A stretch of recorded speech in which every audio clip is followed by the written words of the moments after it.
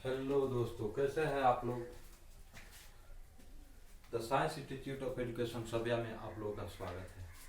आज हम लोग गणित के एक महत्वपूर्ण टॉपिक पर चर्चा करने जा रहे हैं, जो गणित का एक बहुत ही महत्वपूर्ण शाखा है, जिसका नाम है त्रिकोणमिति। त्रिकोणमिति यानी त्रिकोणमिति जो है, आज हम लोग इसके बारे में जानेंगे। त्रिकोणमिति का परिचय, उसके बाद त्रिकोणमिति का में किस चीज़ का उपयोग करना है, ठीक। उसके बाद जानेंगे त्रिकोणमिति का जन्म, त्रिकोणमिति का शुरुआत कैसे हुआ, ठीक। दैनिक जीवन में त्रिकोणमिति का क्या महत्व है और क्या उपयोग है, ठीक। उसके बाद हम लोग देखेंगे पाइथागोरस प्रमेय। पाइथागोरस प्रमेय के बाद हम लोग पढ़ेंगे ज्यामिति, ठीक। उसके बाद देखेंगे त्रिकोणमितीय अनुपात। उसके बाद हम लोग देखेंगे त्रिकोणमिति में कितने अनुपात है, त्रिकोणमिति में कितने अनुपात हैं, और उसकी चर्चा करेंगे, ठीक। तो हम लोग सबसे पहले जानते हैं कि त्रिकोणमिति की शुरुआत कैसे हुआ और त्रिकोणमिति का दैनिक जीवन में क्या उपयोग है, ठीक। तो त्रिकोणमिति का शुरुआत भारत में माना जाता है, ठीक। त्रिकोणमिति की शुरुआत भारत में माना जाता है। भारत के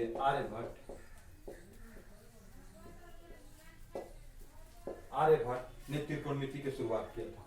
उन्होंने एक सिद्धांत दिया था, आर्य सिद्धांत नामक ग्रंथ। उसमें आर्य सिद्धांत नामक ग्रंथ लिखा था। उसमें त्रिकोणमिति के साइन, कोसाइन और भरसाइन के बारे में चर्चा किया था, जिससे त्रिकोणमिति का विकास हुआ, ठीक। हम लोग त्रिकोणमिति के बारे में जानते हैं कि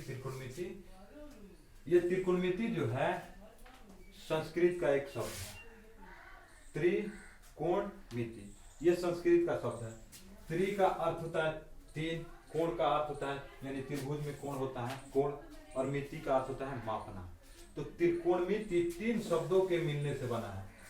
त्रिकोणमिति त्रि प्लस कोण प्लस मिति, यानी तीन कोणों की माप, तीन कोणों की मेजरमेंट, इसी को हम लोग त्रिकोणमिति कहेंगे, ठीक। अब त्रिकोणमिति को इंग्लिश जो है, इंग्लिश में त्रिगोनोमेट्री लिखा जाता है, जिसमें ट्राई का अर्थ तीन ही होता है। ट्राई का अर्थ तीन, गोनो का अर्थ होता है भुजा, गोनो का अर्थ होता है भुजा, और मेट्री का अर्थ होता है मेजरमेंट। यानी मेट्री को ध्यान से देखा जाए तो इसमें क्या दिखाई दे रहा है, मीटर दिखाई दे रहा है। मेट्री को ध्यान से देखने पर इसमें हम लोग को मीटर दिखाई देता है। यानी मीटर क्या चीज, मीटर को क्या किया जाता है, मेजरमेंट किया जाता है, यानी मापा जाता है, ठीक। तो हम लोग त्रिकोणमिति का परिभाषा देखेंगे। त्रिकोणमिति की परिभाषा, त्रिकोणमिति जो है गणित की वह शाखा है जिसमें त्रिभुज और त्रिभुज से बने बहुभुजों का अध्ययन किया जाता है। त्रिकोणमिति में मेनली क्या होता है, त्रिभुज, और त्रिभुज से बने जितने भी बहुभुज होंगे उसका अध्ययन किया जाता है, ठीक। अब त्रिकोणमिति का शाब्दिक अर्थ क्या होता है, त्रिकोणमिति का शाब्दिक अर्थ होता है त्रिभुज का मापन। त्रिकोणमिति का शाब्दिक अर्थ होता है त्रिभुज का मापन, यानी त्रिभुज का मापन दो विधि से होता है। त्रिभुज का मापन, एक तो हम लोग भुजा के आधार पर त्रिभुज के तीनों भुजा के माप करते हैं, और दूसरा होता है कोण के आधार पर, इन तीनों कोणों का माप होता है, ठीक।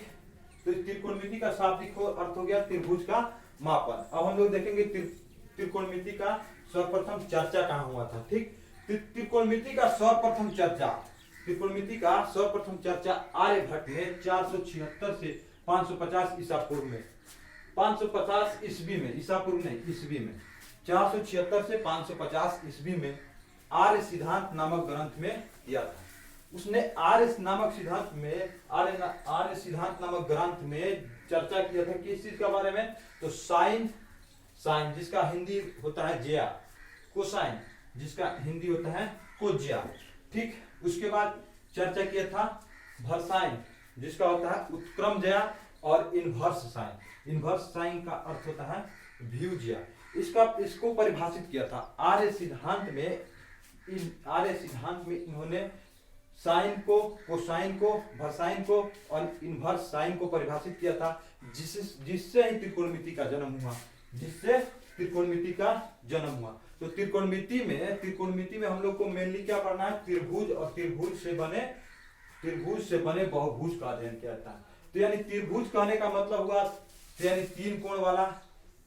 ये मान लेते हैं कि ये मेरा एक त्रिभुज है, ए बी सी, ठीक। तो त्रिभुज में क्या होता है, 3 कोण होता है और 3 भुजा होता है, ठीक। और त्रिभुज से बने बहुभुज का कार्य, बहुभुज का अध्ययन, तो इसका मतलब हुआ कि त्रिभुज के अलावा अगर हम मान ले कि यह एक आयत है, ठीक, और इसका एक विकर्ण हम खींच देते हैं, विकर्ण को मिलाने से हम लोग को 2 त्रिभुज दिखाई देता है। तो यानी इस बहुभुज से हम लोग क्या, इसमें त्रिभुज का चर्चा करेंगे तो 2 त्रिभुज बन रहा है। तो ये दोनों त्रिभुज क्या हो जाएगा, ये दोनों त्रिभुज पर हम चर्चा करेंगे तो त्रिभुज से बने बहुभुज का अध्ययन के बारे में हम लोग को पता चल जाएगा, ठीक। उसके बाद हम लोग देखेंगे इसमें पाइथागोरस प्रमेय। पाइथागोरस प्रमेय सबसे पहले तो समकोण त्रिभुज जान लेते हैं कि समकोण त्रिभुज क्या होता है, ठीक। तो समकोण त्रिभुज ऐसा त्रिभुज जिसका एक कोण 90 डिग्री का हो, जिसका एक कोण 90 डिग्री हो और 2 कोण 90 डिग्री से छोटा हो, यानी न्यून कोण हो, उसे कहते हैं समकोण त्रिभुज, ठीक। तो समकोण त्रिभुज हम मान लीजिए कि ABC जो है ये 90, ABC में कोण B जो है 90 डिग्री है, 90 डिग्री। इसका कहने का मतलब हुआ कि कोण B जो है समकोण है, कोण B समकोण है।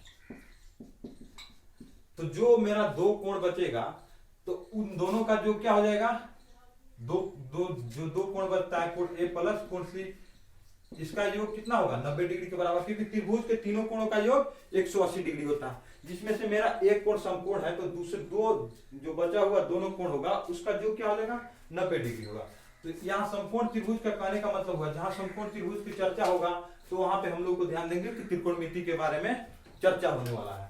तो त्रिकोणमिति के चर्चा होने के क्रम में हम लोग सबसे पहले क्या देखेंगे, समकोण त्रिभुज। तो समकोण त्रिभुज किसे कहते हैं, तो जिस त्रिभुज का एक कोण 90 डिग्री हो और अन्य 2 कोणों का योग भी 90 डिग्री के बराबर हो तो उसे हम कहते हैं समकोण त्रिभुज, ठीक।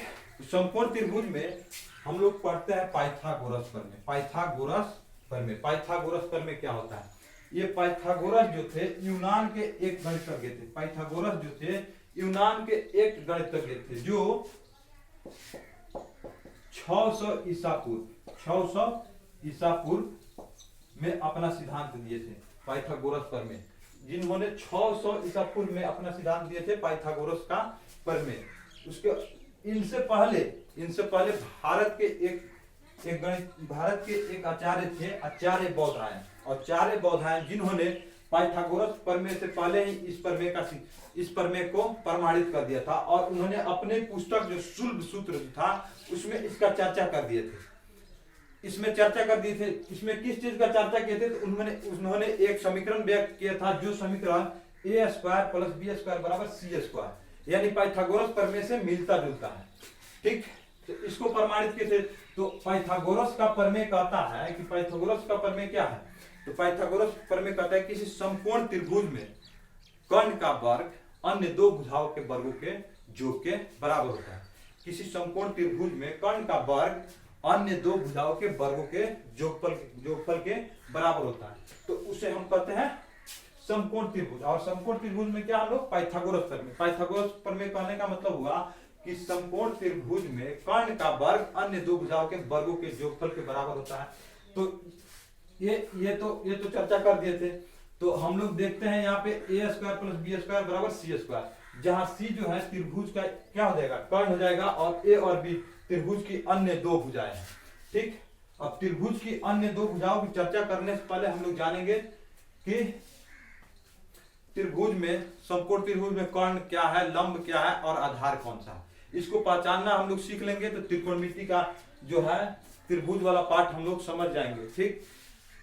तो इसकी चर्चा हम लोग करने से पहले सबसे पहले बोर्ड को हम मिटाते हैं और उसके बाद दिखाते हैं।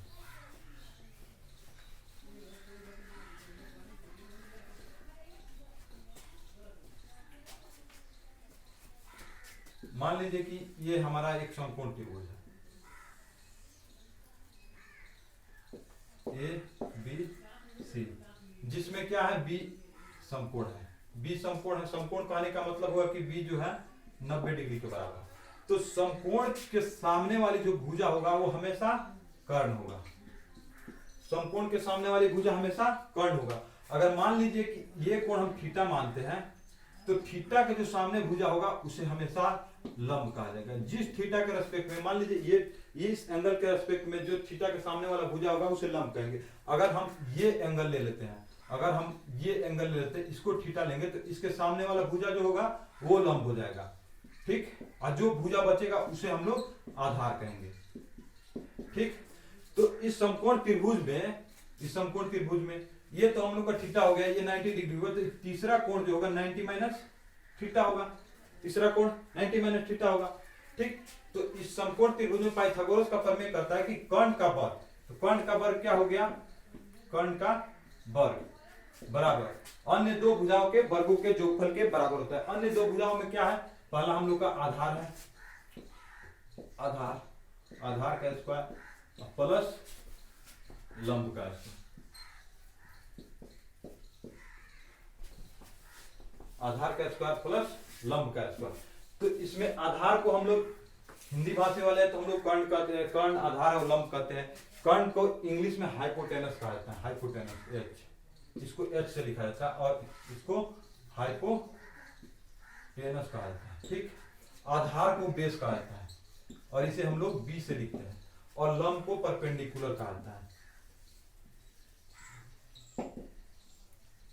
जिसे हम लोग पी से दर्शाते हैं, ठीक। तो ये कर्ण का स्क्वायर बराबर लंब स्क्वायर प्लस आधार स्क्वायर, हम लोग को पाइथागोरस प्रमेय से हो गया, या इसको बौधायन प्रमेय भी कहा जाता है, ठीक।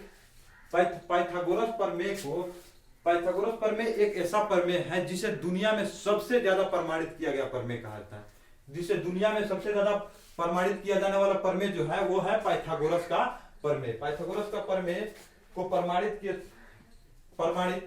एलिसा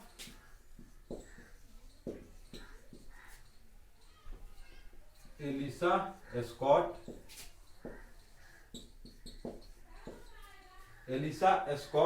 लूमियस, एलिसा स्कॉट लूमियस ने एक किताब लिखा था जिसका नाम था पाइथागोरियन थ्योरम, जिसमें पाइथागोरस को 367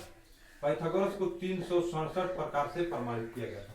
पाइथागोरस को एलिसा स्कॉट लूमियस नामक गणितज्ञ जो थे, इसने एक किताब लिखा था जिसका नाम था पाइथागोरियन थ्योरम, ठीक, जिसमें पाइथागोरस को 367 विधि से प्रमाणित किया गया, ठीक। ये पाइथागोरस प्रमेय जो है दुनिया का सबसे बड़ा प्रमाणित किया जाने वाला, सबसे ज्यादा बार प्रमाणित किया जाने वाला प्रमेय है, ठीक। तो ये हम लोग तो देख लिए कि कर्ण का स्क्वायर बराबर लंब स्क्वायर प्लस आधार स्क्वायर, ठीक। तो यानी H square equal to B square plus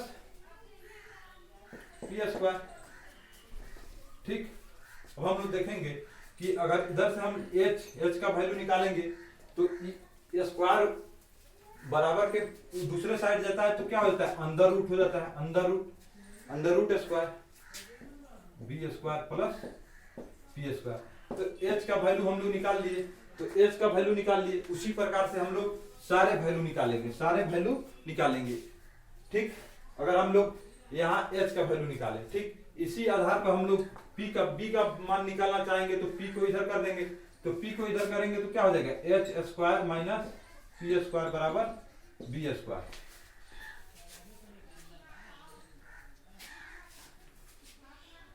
H square minus P square बराबर बी स्क्वायर, यानी बी बराबर H square minus P square under root, यानी बी का मान निकाल लेंगे। उसी प्रकार से हम लोग पी का भी पी भी निकाल लेंगे, पी परपेंडिकुलर यानी लंब भी निकालेंगे। तो लंब निकालने के लिए हम लोग क्या करेंगे, पी स्क्वायर बराबर H square minus B square, P बराबर हो जाएगा under root H square minus B square, ठीक। तो इसका उपयोग हम लोग पाइथागोरस प्रमेय में जानेंगे, और पाइथागोरस प्रमेय में हम लोग जानिए कि पी स्क्वायर बराबर क्या होता है, H square minus B square, यानी पी बराबर कर्ण का पी को परपेंडिकुलर कहेंगे, अगर परपेंडिकुलर यानी लंब कहेंगे तो लंब बराबर होगा अंडर रूट होगा कर्ण का स्क्वायर माइनस आधार का स्क्वायर, कर्ण का स्क्वायर माइनस आधार का स्क्वायर। यहाँ ज्यामिति का चर्चा करने का मतलब हुआ, ज्यामिति का मतलब हुआ इसमें त्रिभुज में हम लोग फिगर देखते हैं, तो ज्यामिति का मतलब हुआ रचना। ठीक, तो रचना में हम लोग देखे ये त्रिभुज, त्रिभुज का जो हम लोग रचना कर रहे हैं, तो यहाँ त्रिकोणमिति में क्या चीज का रचना हो रहा है। तो आधुनिक युग में जितना भी हम लोग कंस्ट्रक्शन हो रहा है, जितने भी बिल्डिंग बन रहा है, या जितने भी ऊंचाई को मापने के लिए, जैसे हम लोग एवरेस्ट की हाइट मापना होता है, एवरेस्ट की हाइट मापने के लिए हम लोग किसका उपयोग करेंगे, त्रिकोणमिति का उपयोग करेंगे। तो आधुनिक जीवन में डेली हम लोग त्रिकोणमिति का, जैसे किसी भी बिल्डिंग के ऊंचाई नापना हो या कितनी भी लंबी दूरी हो, उसको मापने के लिए त्रिकोणमिति का उपयोग होगा। ठीक, आधुनिक जीवन में ही त्रिकोणमिति का, पुराने जमानों में क्या होता था कि त्रिकोणमिति के खोज का कारण हुआ कि लंबी दूरी, लंबी नदियों की लंबाई मापने के लिए क्या त्रिकोणमिति का यूज किया जाता था। आज एवरेस्ट की ऊंचाई मापने के लिए हम लोग रस्सी का सहायता लेंगे तो माप पाएंगे, नहीं माप पाएंगे, इसीलिए त्रिकोणमिति का उपयोग किया जाता है। जैसे आसमान में हवाई जहाज उड़ रहा है और उसका हाइट मापना होगा कि जमीन से कितनी हाइट पर उड़ रहा है, तो उसका मेजरमेंट करने के लिए हम लोग को त्रिकोणमिति का सहारा लेना पड़ेगा।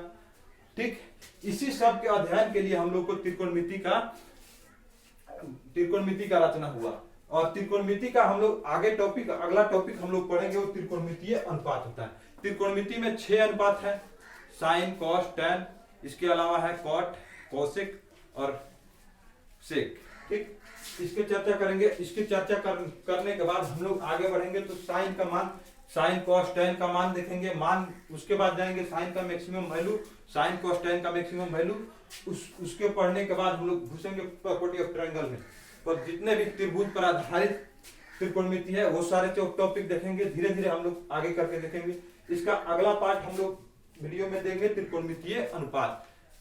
तब तक के लिए नमस्कार। अगर ये वीडियो अच्छा लगे तो लाइक, शेयर और कमेंट करना ना भूले, और हमारे चैनल को सब्सक्राइब कर लीजिए। हमारे चैनल का नाम है the science institute of education सभ्या।